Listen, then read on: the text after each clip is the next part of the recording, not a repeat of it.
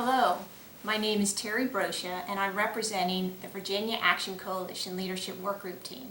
I'm here with Dr. Nancy Littlefield, Chief Nursing Officer for the Spotsylvania Regional Medical Center in Spotsylvania, Virginia. The topic of our discussion today is nurses serving on hospital boards. Thank you, Dr. Littlefield, for having me here today. Thank you. Spotsylvania Regional Medical Center is one hospital in the state of Virginia that has always had a nurse serving on the hospital board. What circumstances led to a nurse serving on the board? I think at first it was our vision of our community and also our CEO, our leadership, to have a well-represented board that included someone who understood clinical outcomes. Okay, great. So the value you have seeing a nurse on the board is the clinical component. Is there anything else of a value of having a nurse on a board? Yeah, I personally love it because it is somebody that, and we've been privileged to have now 3 nurses who have served on our board of our hospital, and they have the ability to balance the business of healthcare with the clinical outcomes that have to drive our success as a hospital. And so when I give a report, when there's a policy to review, when there's annual plans to go before, from a regulatory compliance standpoint, they are fully engaged and they can help support and also give input to what we're trying to drive here to help us drive success. Oh, that's great. That is great. Do you believe other members of your executive team at Spotsylvania Regional Center also value a nurse on the board? Very much so. I think they see a governing body today, as you drive an accountable care organization, has to be well-rounded. It is very different than the board that I would have served on as a chief nursing officer 10 years ago, as an example.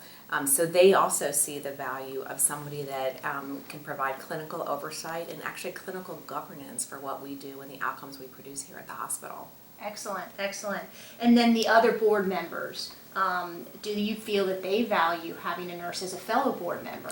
Oh, absolutely. There are discussions that might happen at a board that I know they rely on her a great deal to help provide input and even to explain maybe some of the reports. So probably even more today than 10 years ago. Great, great.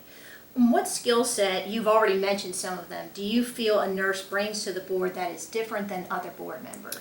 Perhaps I'm prejudiced, but I think that they bring the knowledge of healthcare.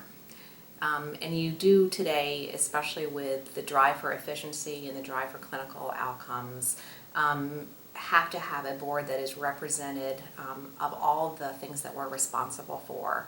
And the governing body with the nurse involved in it can help drive the results that we have to have. I value her education, her experience, what she brings to the table, her perspective. Our board members are members of the community, so I get the community reflection in a nurse's view, which again can only help us drive excellence here. Great, great. And how would you characterize the participation or leadership of your nurse board member? For example, have they led or participated on board committees, or you did mention the strategic initiatives? Right, so strategic planning is something that we especially rely on our nursing leadership on the governing board to participate in. Both from a community involvement in what they know the community needs, but also what are the outcomes that we're driving to drive with that strategic plan. Is it growth? Is it quality? Is it greater patient satisfaction? And a nurse on that board is absolutely the right skill set that we need. The future of nursing, as you know, the Institute of Medicine has had recommends that we have nursing as leaders at a board level to help drive efficiency and help monitor clinical outcomes. The board of 10 years ago might not have that, and we have to have that today as our reimbursement changes, as we continue to grow and become more competitive. Mm-hmm, mm-hmm.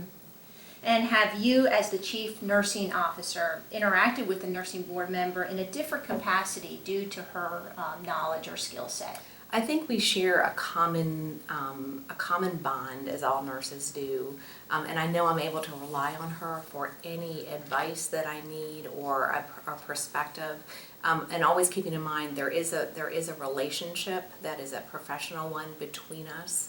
But again, I can probably talk to her in a different way than I can a typical board member because of what she brings to the table. Great. And have you, as a chief nursing officer, do you attend the board meetings? And if so, do you have a vote? I don't have a vote on the board, but I attend every board meeting, and I have active involvement in all of them.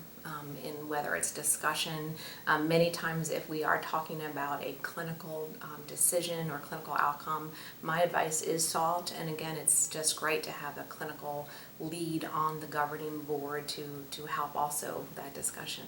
Great. And do you serve on other boards? I do. I am privileged to serve on the Moss Free Clinic board here in Fredericksburg.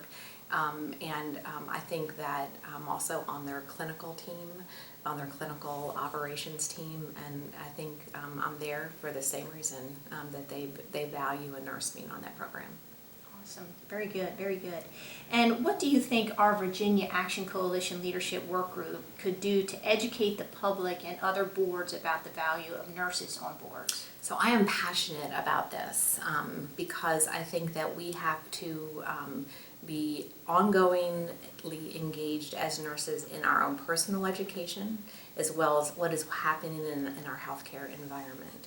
And the only way to do that is through maximizing nursing in leadership positions to help influence care and outcomes for our patients to drive excellence. As the accountable care organizations work to have reimbursement driven by outcomes, a non-clinical person, although perhaps very versed in business outcomes, might not have the perspective of how do you influence greater patient satisfaction, how do you engage quality metrics to support the best thing for a patient.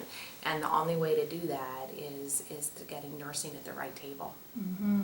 Mm-hmm. Well, thank you so much. My pleasure. That concludes our interview, and Dr. Littlefield, your time, knowledge, and talents, we so appreciate it. Thank you so much. Thank you. Thank you.